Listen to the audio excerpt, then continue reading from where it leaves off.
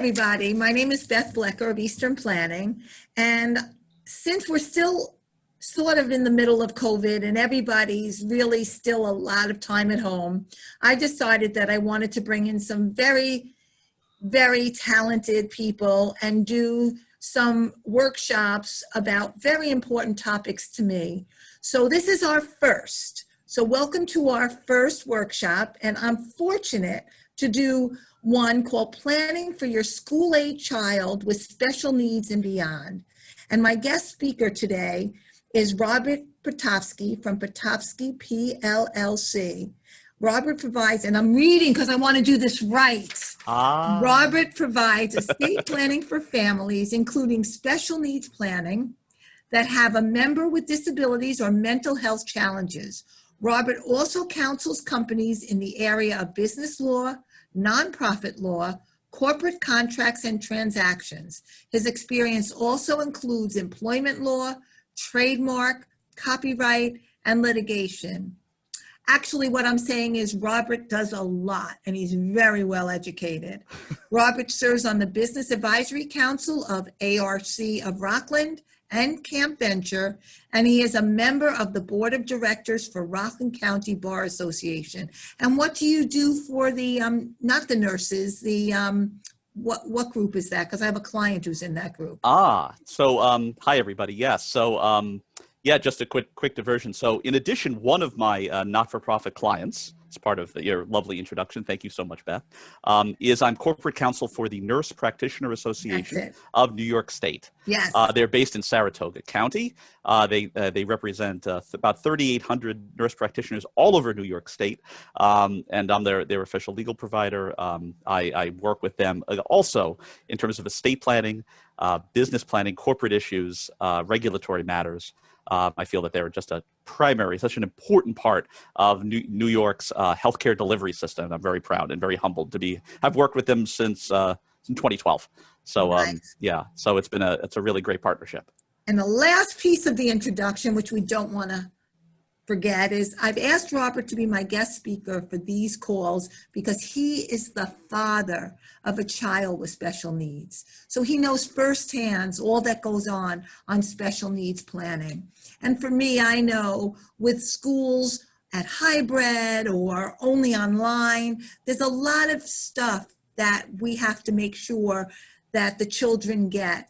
So without listening to me anymore, I'd like to introduce Robert to give us some very important information. Absolutely. Well, thank you, Beth. It's just such a pleasure to speak to your group and also to work with you on this project. I'm a big fan. Beth and I served on the People to People board, which is Rockland County's largest hunger relief organization for many years. So I know her heart, and so I couldn't say no. To have an opportunity to speak about a topic that is so close and near and dear. And it's also a topic, of course, that right now requires so much. You're going to hear from me, so much advocacy work. Parents are concerned, and Beth, you raised it right there. COVID has really changed the way that the relationship that so many families have with their public school district, as many kids, of course, going to the public school district, or even if you're in private, relying on the public school district for related services.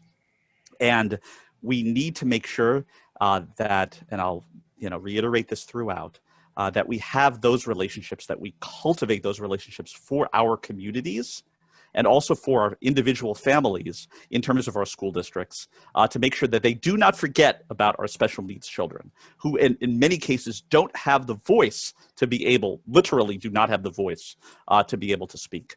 And that their needs do matter, and that we need to make sure that we as parents are our best advocates for them.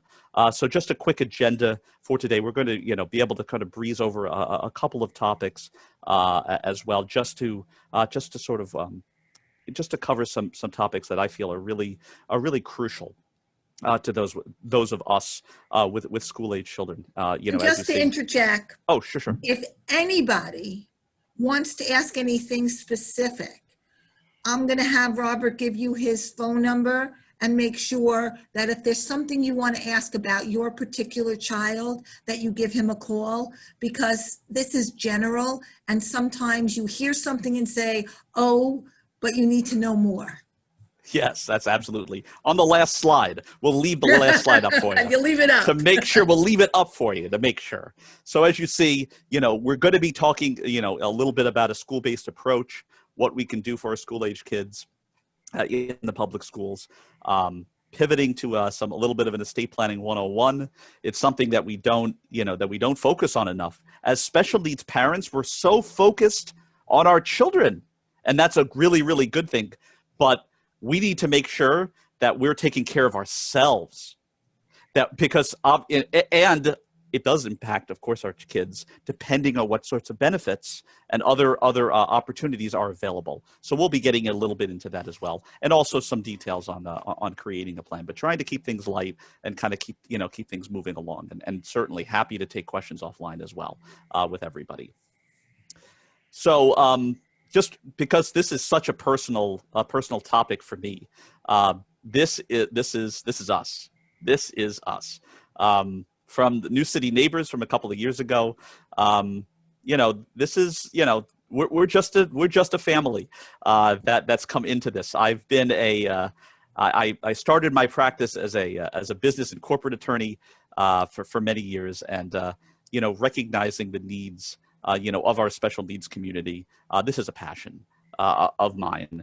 Taking care of the Lower Hudson Valley agencies, our consumers, our families. And also around the state, working on disability advocacy. This is our community, and it's important that we're resources, and that we obviously support those organizations that take such good care. So, point of personal privilege there before we kind of get in. But again, in terms of this school-based approach, I think one of the important things that to focus on is that the self-advocacy of your child is critical. I'm going to be speaking tomorrow about some transition needs for our high schoolers. But even for our little ones, listening to them and encouraging them to be able to speak up about what they do well and what they're struggling with is really, really critical. The language that's been presented by school psychologists, that I've heard from clients, et cetera, in support of those descriptions are really powerful. And with practice and that relationship between our home and the school, you really can get a lot of things done. And it's also important to make sure that you know that you're not alone, and that it's important to make sure that you have a team around you. The school is an important part of that team. And you see here, obviously, talking about open and honest discussions, but it's also really critical. Oh, no. Able to supplement what happens at the critical. school. You froze at critical, so just go back a sentence. Oh, okay. Am I back? You're fine now. I'm fine now. Okay. So no, I was saying that it's critical to make sure that we have a team, that our team that surrounds the child. And it's not just from a school standpoint. It's important to make sure that we have private resources that are brought to bear as well, whether it's our private therapist, private OT, and making sure also that you have a good and thorough neuropsychological evaluation privately. Because again, when you're looking at a school district that's taking care of hundreds, thousands of kids, they're focused on, they have resources, to be concerned about. There's other challenges. Plus also, a number of things may not present specifically in the classroom, but it may show up as part of an extracurricular activity, maybe in unstructured playtime, the lunchroom, the playground. Those are all areas that are really, really important to recognize, acknowledge, diagnose, and put a name to. And you're going to be hearing about that. That's the self-advocacy from parents, to make sure that you're informing, your school district, and making sure that you're getting full support, obviously, as well. But again, ultimately, when it comes to our schools and it comes to special education, the IEP, or the individualized education plan, is really, really your map. It's your guide. These are your guideposts, which will provide those services to make certain that your child has the ability to be able to thrive in the setting that they're in. So a little bit again on the IEP. It's been rough. It's been really, really challenging in this time of COVID. I can tell you how many conversations I have on a daily basis when you have parents who have been at home, distance virtual learning for children with tremendous needs, and having to interact through a screen. Services not being provided, all the way across the board.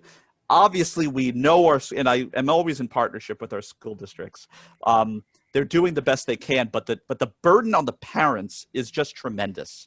The federal law, and this is sort of should go without saying, which provides the basis for individual education plans, which is the IDEA law. It's still good law. It hasn't gone anywhere in the place of COVID.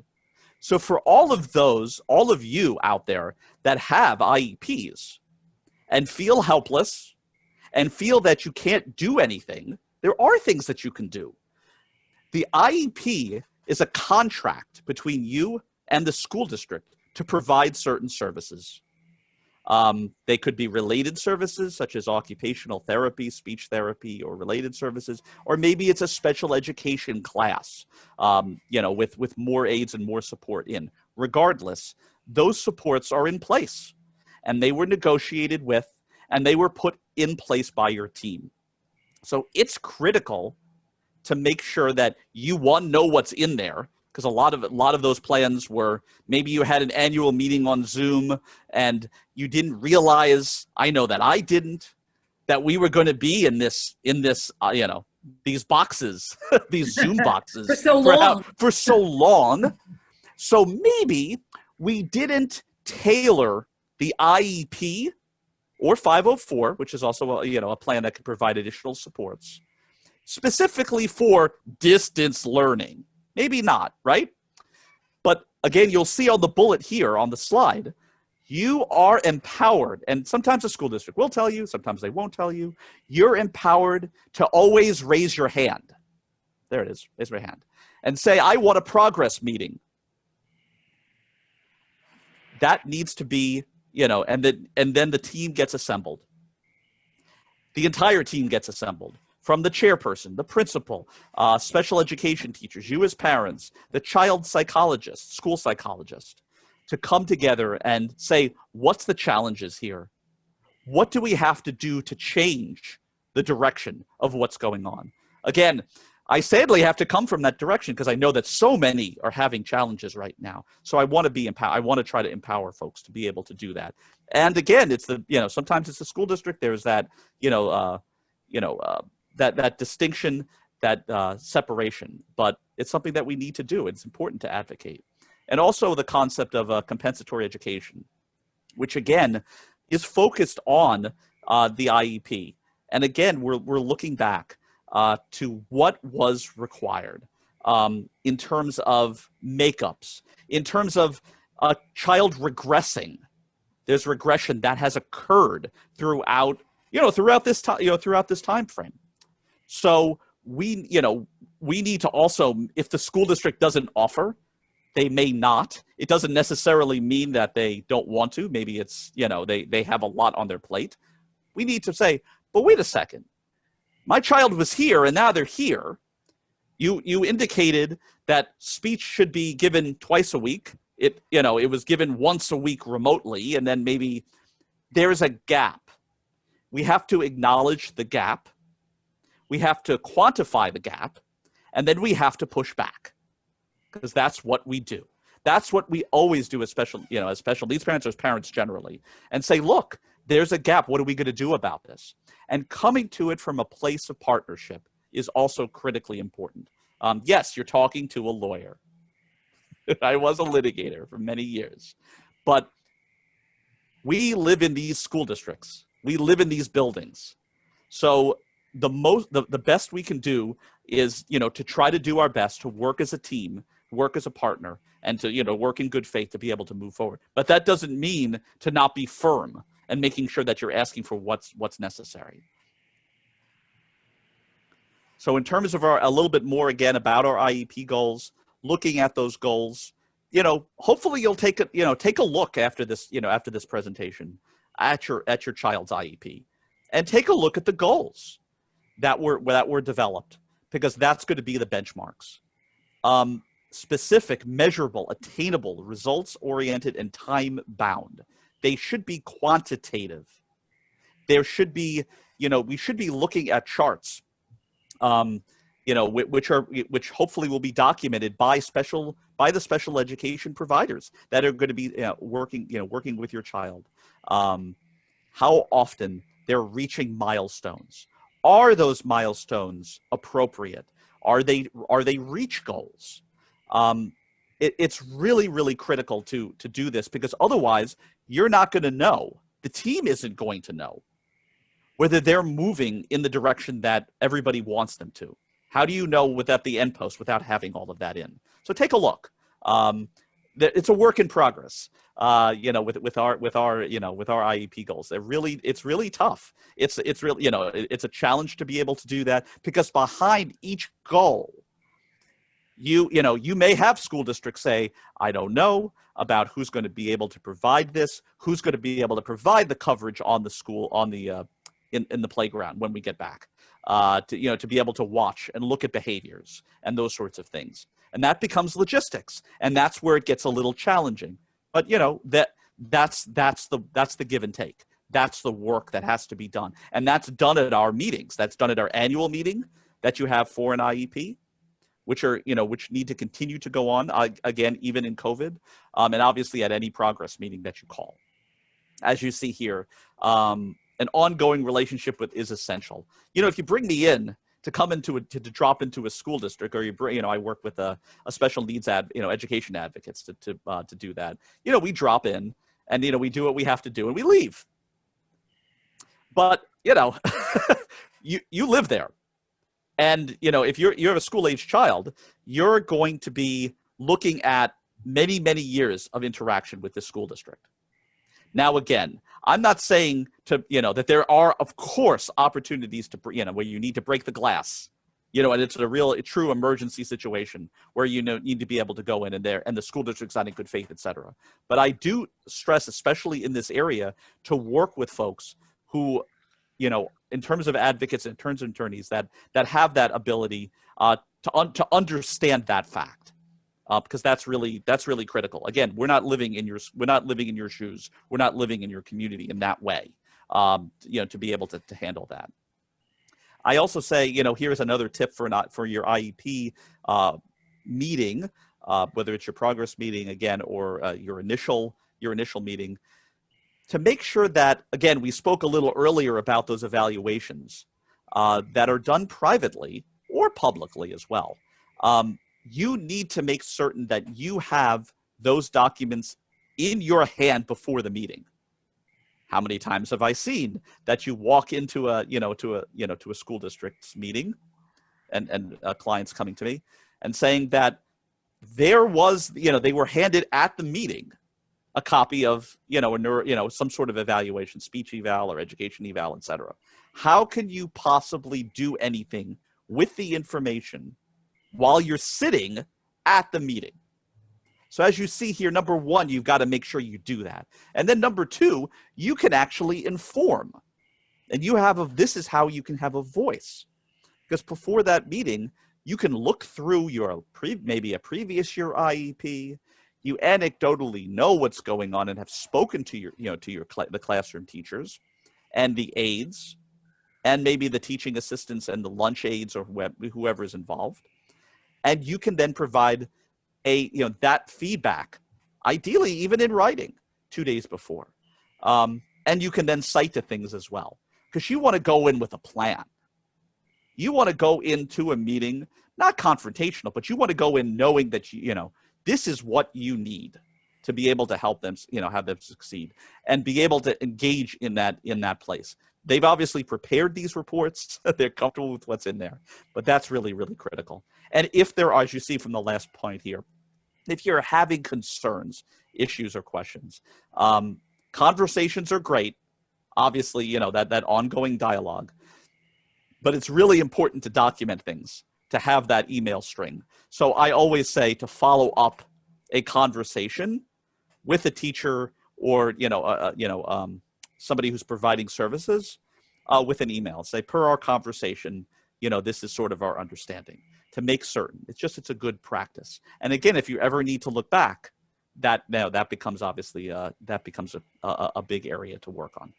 Of course, there are instances where school districts fall short, and there is the opportunity and different, a variety of procedures where one can follow to be able to address those concerns. Again, in terms of informal, you see, let's say the example is you have an IEP and a service is required. It's listed in your child's individual education plan, but it's not being followed. What do you do? So you reach out, you should reach out to the district and have a conversation with administration. Talk to your principal, call a progress meeting.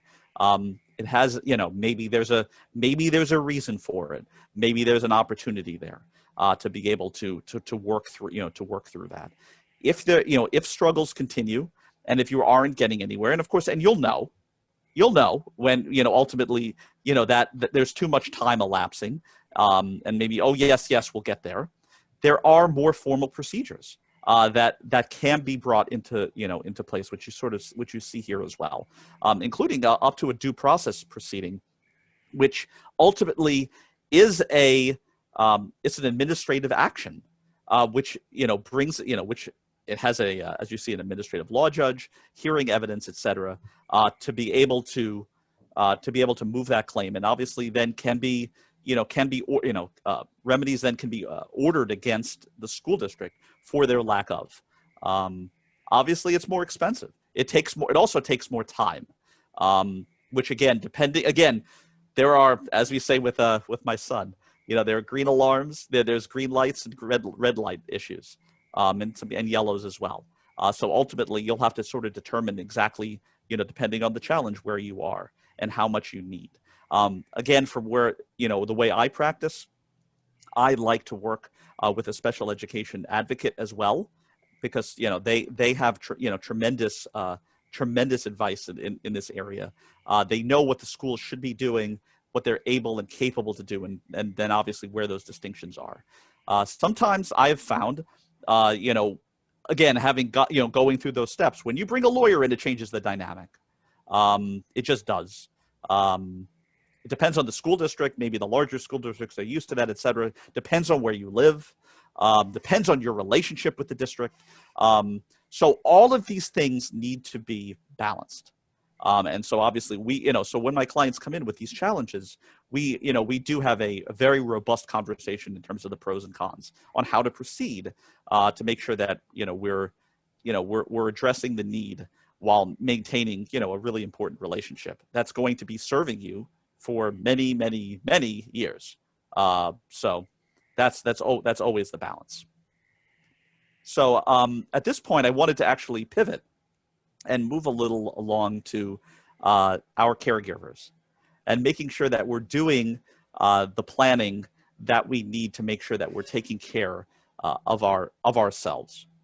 Because when we discuss, special needs planning, in terms of our estate and in terms of our inheritance and, the wealth and that we've developed through life, we need to focus on ourselves and making sure that, we are comfortable with those decisions. And I know that many of us haven't done the basic things that are needed. I can tell you right now that this period, that this COVID period has broken my heart more than any point in the, my almost 20 years of practice. And that is related to sort of this first bullet right here in terms of incapacity. We've had families that, because again, folks are struggling with not expressing their wishes, especially on the healthcare side of the house in terms of decision making, where they come to me and they say, Rob, what can we do? We have our loved one is in the hospital, probably can't see them. And, as a result of COVID and those restrictions, and we don't know what their wishes are. We don't know what would happen. So it is really important to make certain that we are, especially for those, it's even more of a burden on those with special needs, that we are taking, care to speak with our loved ones. That's our proxy. Those are the people that are going to be making those healthcare decisions for us if we're not able to. And then also making sure that they know what those decisions are and have a robust conversation about that as well. A durable financial power of attorney, looking at Beth as well, is really, really important. Again, when you have incapacity, it becomes really, really challenging to pay for things and to make those financial decisions because you're not able to without having those docs in place. Sorry, Beth. I have a quick question with healthcare proxies. Sure. And I just the second thought of it, and I have not addressed this before, but for a parent is always their child's healthcare proxy. They don't need a healthcare proxy. They are their child's healthcare proxy. What happens if a parent is no longer able and they have a healthcare proxy? Would that person who stepped in as the parent's healthcare proxy also be allowed to be the child's healthcare proxy? Or does the child need one? Right.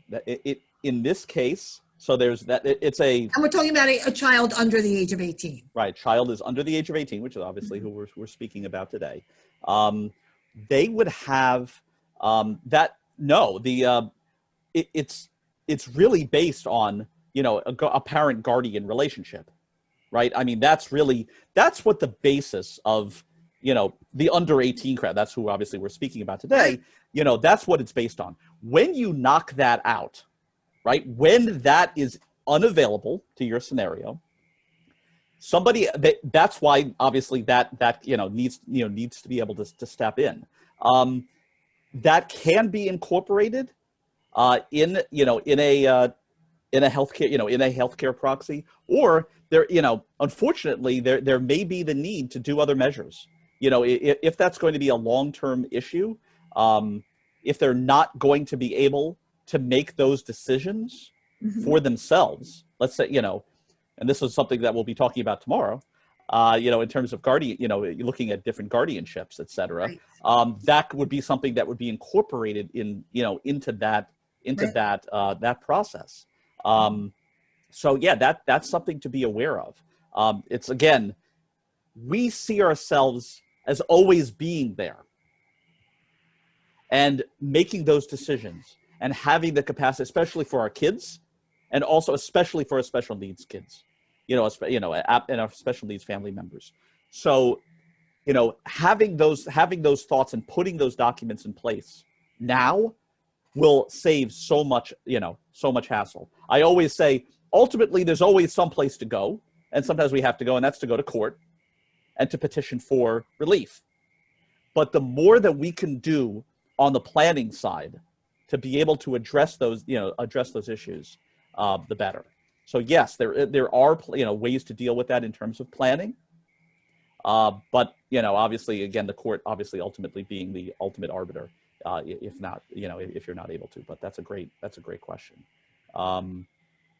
So and then obviously end of life issues are critical. And then we start talking about wills and making sure that no matter how much we have, it's important to make sure that we are planning, that we have planned where things are going. And that is especially true, as we'll see on the subsequent slides, for our families with special needs. Because when monies are taken in a certain way, they may have an impact upon that upon your child's ability to get benefits, because a lot of those benefits are means tested benefits. So we want to make certain that things are held appropriately. So again, it's often overlooked, as so many things are with our families, but it's essential. So again, I just, that's why I so appreciate the opportunity to speak with everybody.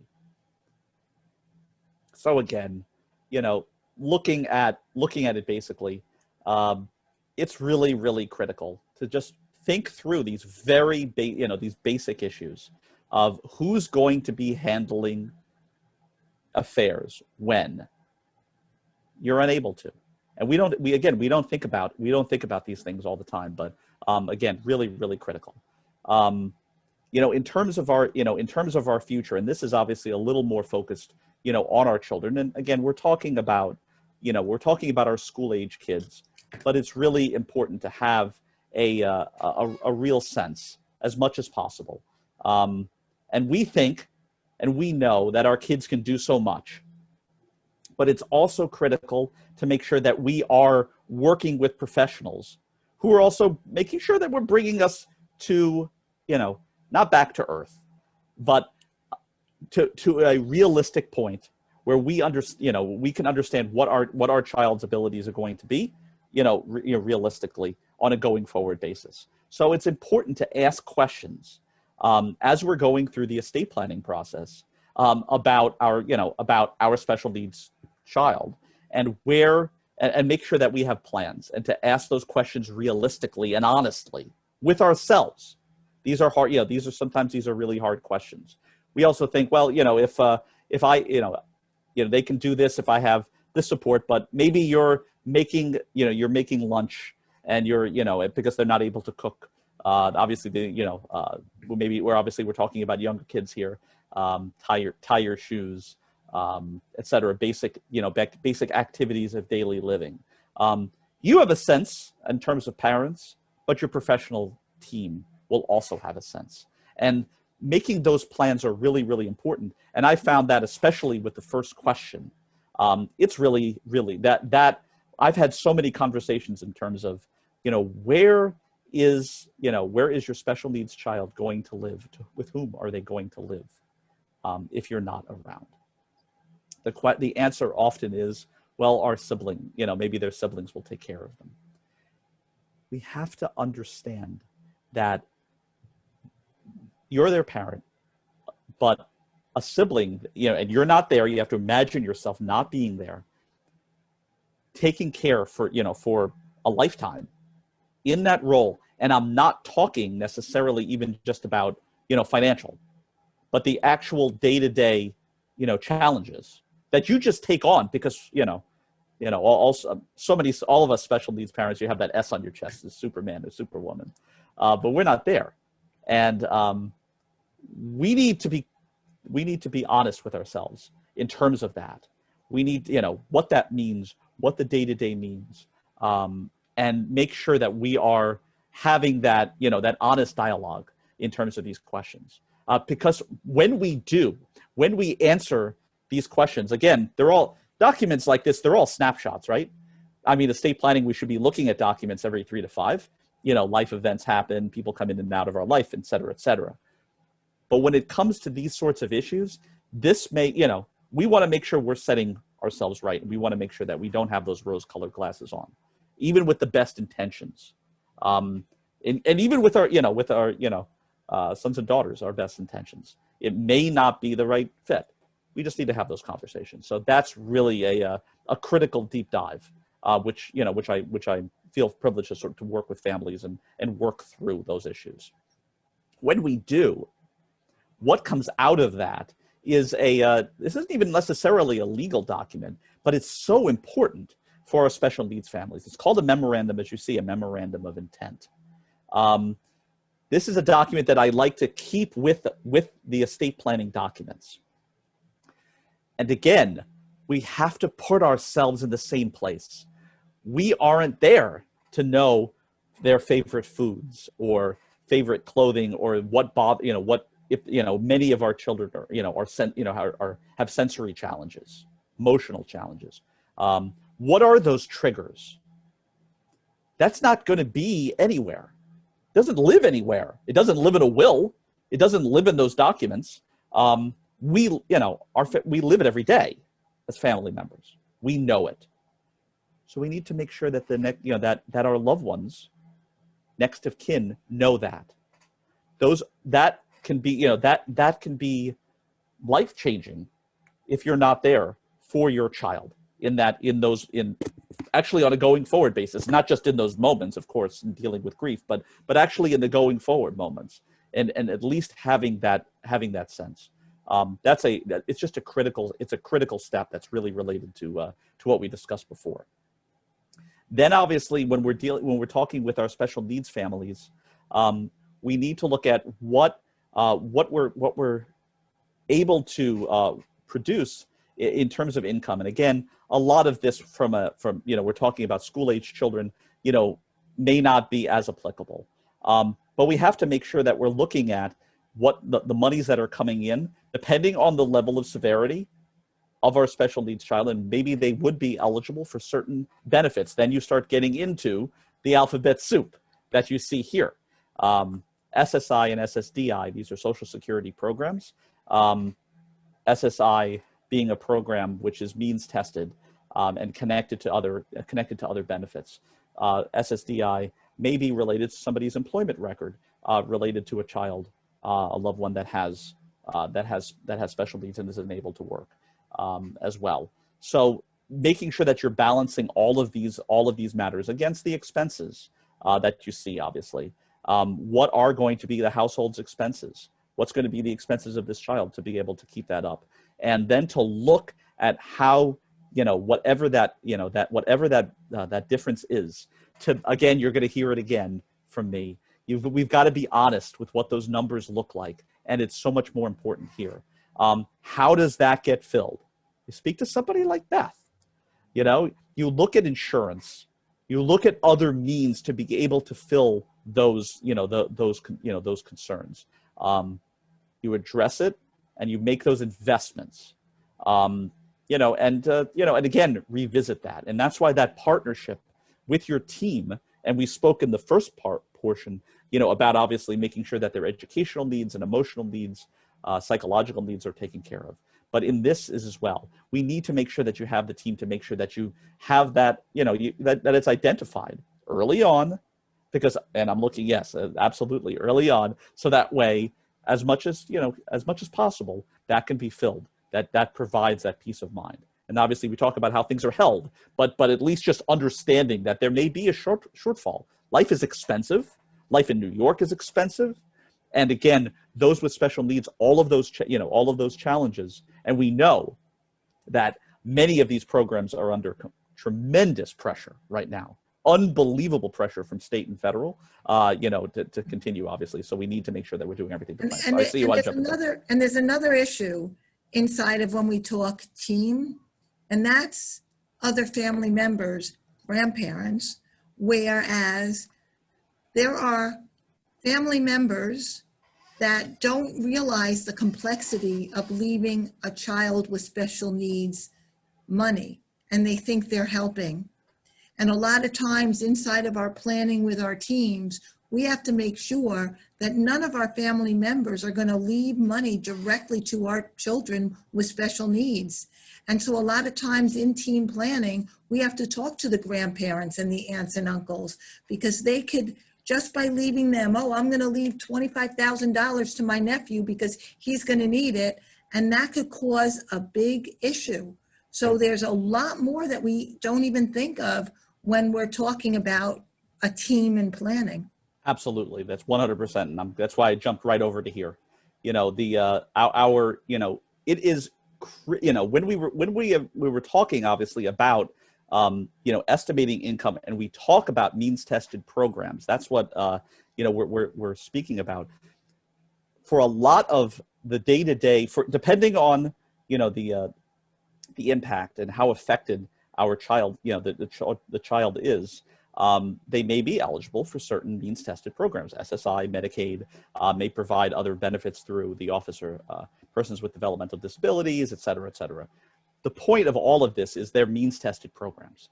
So when a child grows up and becomes 18, they then have, they are considered by the state to have their own, they're their own person at that point.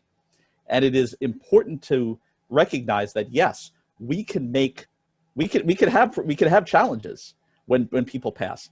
One of, obviously you have, parents passing, and there's been lots of ways that people have dealt with this in the past. In a number of cases, I'm sure, Beth, you've seen this. When, we have a family and they're planning and they have a special needs family and they're worried about those issues, they disinherit their child, the special needs child, for fear of. And that was a recognized method of handling that challenge. There are other ways to deal with this, though, than doing that. Some is to transfer their portion of the inheritance, to their sibling, and then to have that sort of doled out, in that way. That creates other challenges. I recommend, using a third-party special needs trust. It's third-party because it's funded from assets not the special needs child, but actually by your parents and your grandparents and your aunts, and anybody that wants to help. See, this is a team effort, and you're absolutely right, Beth, because we want to make sure that we are when do we have a special, a child, we want to make sure that we are talking with the other generations, that we're all on the same page. Excuse me. We're all on the same page.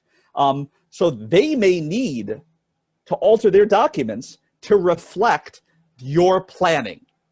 And that piece sometimes, which was what Beth is alluding to, it sometimes gets missed.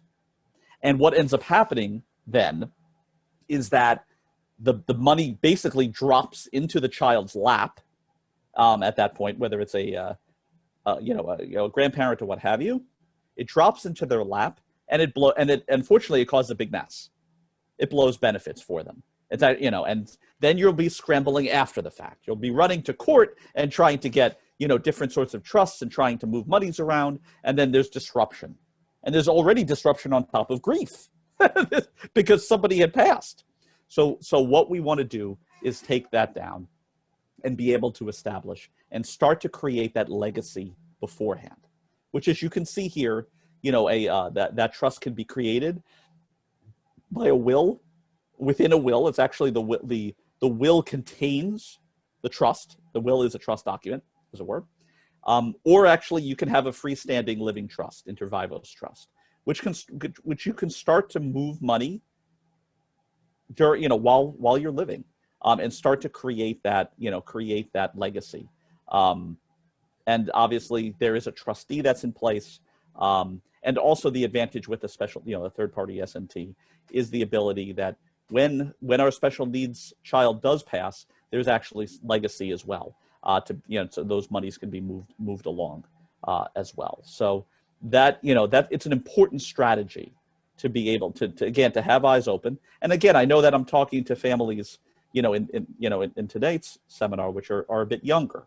But these are things to think about, hopefully, in terms of our seeds and making sure that we're doing, putting those documents in place. And unfortunately, I've seen it because grandparents, and also especially when children are younger, because when children are younger, there's all the hopes, everything will be okay. They'll outgrow it. It's not that serious, and maybe they will.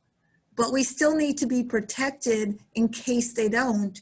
And there's a lot of times that grandparents will, under the impression that the child will be okay, will leave the money directly to the child. And if the child isn't okay, it becomes a big problem. It just becomes a real headache. It becomes a headache for the guardian. There's things we can do about it, to make sure that is, we can handle it, we can address it, again, just by planning, by thinking about it. And again, we're back to the beginning of the presentation. We need to be honest with ourselves. Our kids need to be able to empower our kids to be honest, in terms of their strengths and weaknesses and all those sorts of challenges, and then to be honest with our loved ones. These aren't easy conversations. I know that. We have them all the time, they're really, really challenging. But the more we can do in terms of that, the better we can plan. And obviously, I think the better we can do better, obviously, for for our families. And then, step 5, again, guardianship is, which we'll be talking a little bit more about tomorrow, not as big of an issue, certainly with those that are under 18, because, as presuming there's a parent-child relationship. But it's, again, things to think about, ultimately. We're back to the same point. Having that honest conversation and discussion with your team to understand what are the abilities and challenges, what can they do with supports, what decisions are they going to be able to make for themselves. We want to make sure that obviously we're using, as you see here, the way I practice, the least restrictive means to be able to protect your child. And there are other mechanisms that may be able to be used, which may be sufficient. But again, we're all guided by doctors. I'm not a doctor. I don't have that training. But it's important to make sure that we have that team that surround us to advise us in terms of all of this. So just as a bit of a wrap up, obviously, some things things that we can do. As you see here, the memorandum of intent, is just critically important. It gets overlooked so often, but that can really make that difference. Looking obviously at potentially a special needs trust, making sure we're doing our wills. We're looking to mind that gap in terms of funding with life insurance and other mechanisms, obviously, as well.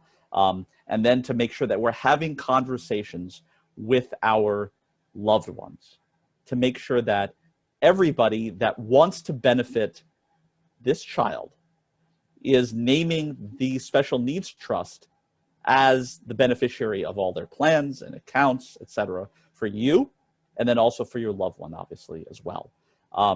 And also, again, in terms of education, education, it's really critical to know that we're not alone, and to make sure that we're a part of the conversations that are going on in terms of our cuts and challenges for the programs that support our kids, making sure that we're connecting with our special education PTAs in all of our school districts, and recognizing that we're